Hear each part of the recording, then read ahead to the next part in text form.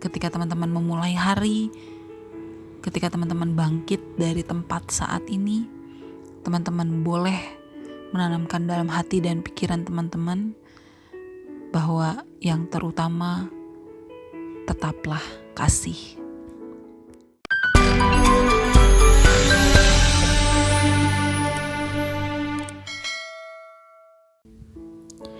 Shalom teman-teman Apostle yang penuh inspirasi. Apa kabarnya hari ini? Saya harap bagaimanapun kondisi hati kita, apapun yang boleh berlalu di belakang kita, tidak mempengaruhi berkat Tuhan, kasih Tuhan, boleh mengisi hati dan hari kita untuk beberapa waktu ke depan. Sebentar kita membaca firman Tuhan nih, kita membaca surat cinta dari Tuhan. Saya mau ajak teman-teman terlebih dahulu kita boleh berdoa. Kita mau undang Roh Kudus untuk boleh penuhi hati kita.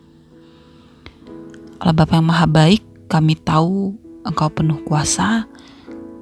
Karena itu jadikanlah hati kami untuk boleh masuk dalam kuasa-Mu Tuhan.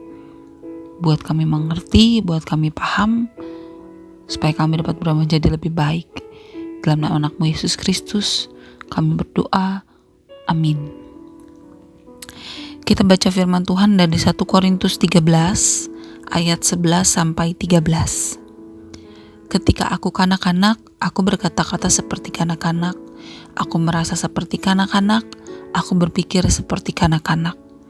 Sekarang sesudah aku menjadi dewasa, aku meninggalkan sifat kanak-kanak itu. Karena sekarang kita melihat dalam cermin suatu gambaran yang samar-samar. Tetapi nanti kita akan melihat muka dengan muka. Sekarang aku hanya mengenal dengan tidak sempurna, tetapi nanti aku akan mengenal dengan sempurna, seperti aku sendiri dikenal. Demikianlah tinggal ketiga hal ini, yaitu iman, pengharapan, dan kasih. Dan yang paling besar di antaranya ialah kasih. Teman-teman Apostle, kita tahu banget ya perikop 1 Korintus 13 ini benar-benar dari awal hingga akhir itu berbicara tentang kasih. Bagaimana kasih itu sabar, kasih itu murah hati, kasih itu tidak cemburu, kasih itu tidak bersukacita karena ketidakadilan. Pokoknya banyak hal yang didasari oleh kasih.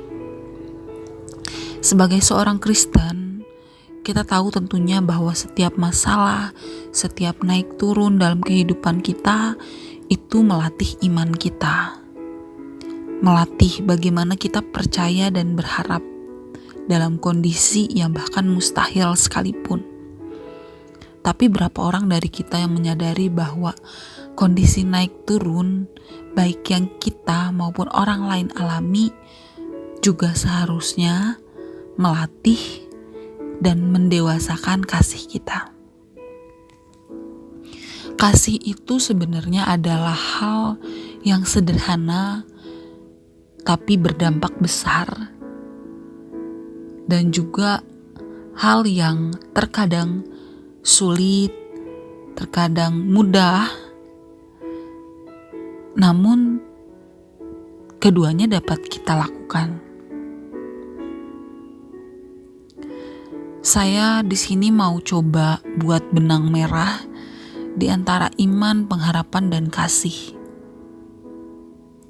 Suatu kali saya praktik di tempat rehabilitasi narkoba, bertemu dengan para mantan penyalahguna narkoba yang ada yang berharap, namun ada juga yang hanya menjalani hari-hari untuk sesaat bisa sober, bisa pulih dari ketergantungannya. Puji Tuhan, saya ditempatkan di tempat rehabilitasi swasta dan saya bertemu dengan teman-teman seiman. Kita banyak bercerita, kita banyak berbagi, dan banyak orang yang berkata bahwa diri mereka itu adalah orang paling berdosa, sampai mereka gak berani untuk menginjakan kakinya di gereja, sampai mereka takut saat melihat pendeta.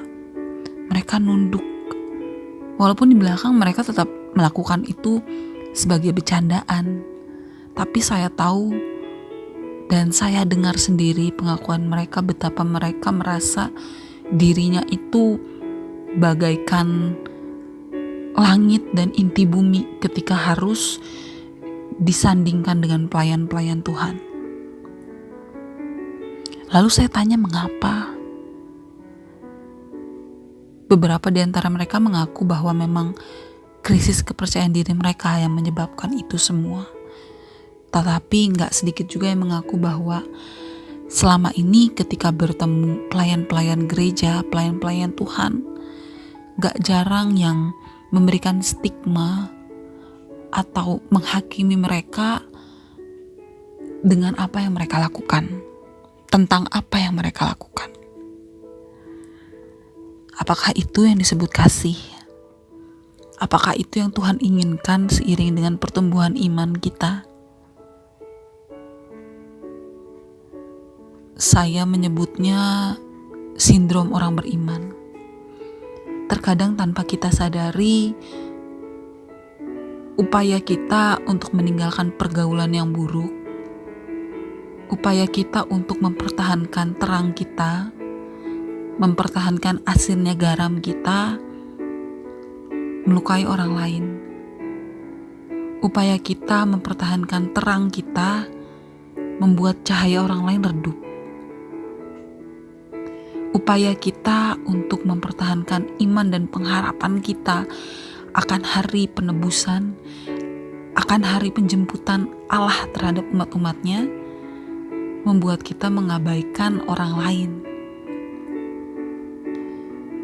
Mari kita renungkan berapa banyak orang-orang yang akhirnya merasa malah semakin berdosa ketika melihat iman dan pekerjaan pelayanan kita. Berapa kali tanpa sengaja kita menghakimi orang-orang yang berdosa, padahal sebenarnya kita juga sama-sama berdosa.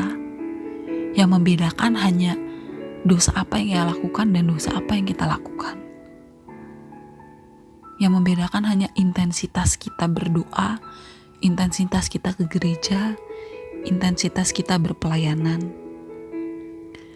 Tanpa kita tahu bahwa apapun yang kita lakukan, baik dan buruk itu, perbuatan yang benar maupun salah, gak dapat mengurangi intensitas kasih Allah pada kita. Tanpa kita sadar, terkadang kita gak sadar kalau kita pun sama-sama orang yang berdosa. Karena itu teman-teman, saat ini saya mau menegur diri saya sendiri, dan puji Tuhan kalau boleh sampai ke hati teman-teman masing-masing, bahwa yang terutama tetaplah kasih. Sekalipun kita berusaha untuk menyehatkan iman dan pengharapan kita, tubuh rohani kita, jangan sampai upaya kita itu ternyata menutupi kasih kita, ternyata membuat orang-orang yang sudah terpuruk karena dosanya merasa semakin terpuruk dan berdosa, merasa bahwa dirinya ditolak, padahal Tuhan aja selalu menerima.